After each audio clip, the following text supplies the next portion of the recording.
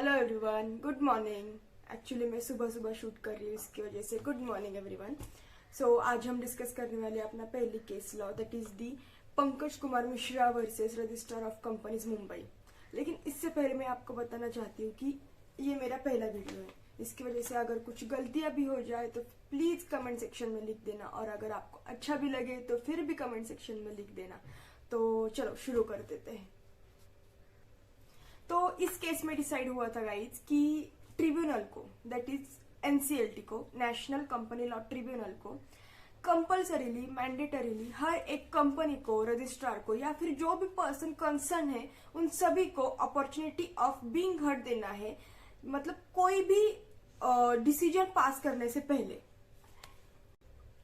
तो इस केस के फैक्ट्स ऐसे थे कि एक कंपनी थी Viking ship managers private limited, जो कि मुंबई रजिस्टर ऑफ ऑफिस में रजिस्टर थी, रजिस्टर ऑफ कंपनीज में रजिस्टर थी। तो उसके बाद ऐसा हुआ कि मुंबई रजिस्टर ऑफ ऑफिस ने, रजिस्टर ऑफ कंपनीज ने स्ट्रोक ऑफ कर दी थी, रजिस्टर ऑफ कंपनीज से इसका नाम निकाल दिया था। लेकिन उसके बाद principal commissioner of income tax ने अलग इशू रेज किया, और उन्होंने कहा कि जो कि फाइनेंशियल ईयर में बहुत सारे फाइनेंशियल ट्रांजैक्शन हुए थे जिसका कुछ रिकॉर्ड नहीं था, और उसका कुछ इनकम टैक्स रिटर्न भी फाइल नहीं हुआ। तो इसके वजह से रेवेन्यू को बहुत बड़ा लॉस हो रहा है। तो रेवेन्यू को तो कंपनी का नाम था Viking ship managers private limited. तो ये कंपनी स्ट्रक ऑफ हो गई थी रजिस्टर ऑफ कंपनीज मुंबई से। तो इसके बाद जो कि principal commissioner of income tax of Mumbai थे, तो उन्होंने एक क्वेरी रेज की और उन्होंने चैलेंज किया, जो कि ऑर्डर थी रजिस्टर ऑफ कंपनीज की। उन्होंने इस बेसिस पे चैलेंज किया कि उस फाइनेंशियल ईयर में कुछ फाइनेंशियल ट्रांजेक्शन हुए थे जिसका कुछ रिकॉर्ड नहीं था और इनकम टैक्स रिटर्न भी फाइल नहीं हुआ था। तो इसके बाद इनकम टैक्स डिपार्टमेंट ने नोटिस इशू कर दी under section 148 of the income tax act.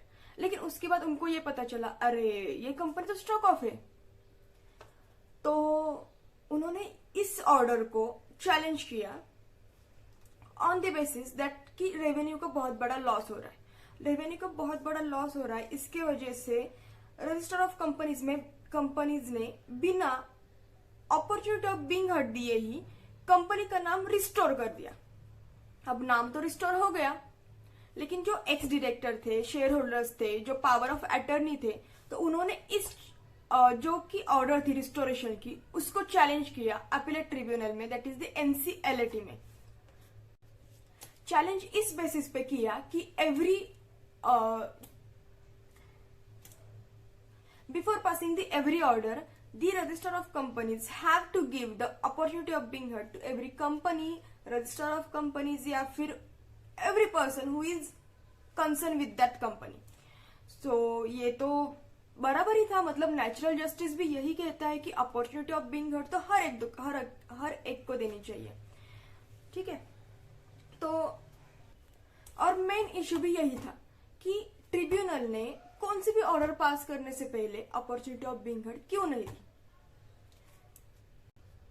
तो उसके बाद जजमेंट तो यही पास होना था, और जजमेंट यही पास हुआ कि एवरी ट्रिब्यूनल, मतलब जो भी ट्रिब्यूनल है, एनसीएलटी है या फिर ट्रिब्यूनल है, कौन सा भी, हम अभी यहाँ पे एनसीएलटी की बात कर रहे हैं। तो जो भी ट्रिब्यूनल है, अगर वो अपॉर्चुनिटी ऑफ बीइंग हर्ड देने से पहले ही ऑर्डर पास कर देते हैं तो ये ऑर्डर वैलिड नहीं रहेगी, और वैलिड रहेगी नहीं। और एनसीएलटी ने साफ साफ ऐसा कह दिया कि साफ ऐसा कह दिया, this order is not sustainable in the law, therefore it is set aside. और इस तरीके से हर एक को अपॉर्चुनिटी ऑफ बीइंग हर्ड देना चाहिए, चाहे फिर वो कंपनी हो या फिर पर्सन कंसर्न हो। So this was it guys. ये मेरा पहला वीडियो है, तो प्लीज अगर कुछ गलतियां हो जाए तो फिर माफ कर देना, अगर कुछ अच्छा लग जाए तो फिर बता देना। लेकिन हाँ, लाइक जरूर कर देना और शेयर भी करना और अपने चैनल को सब्सक्राइब कर देना। वो रेड वाला बटन है ना, उसको ऐसे प्रेस कर देना। Okay, so bye bye guys, have a good day.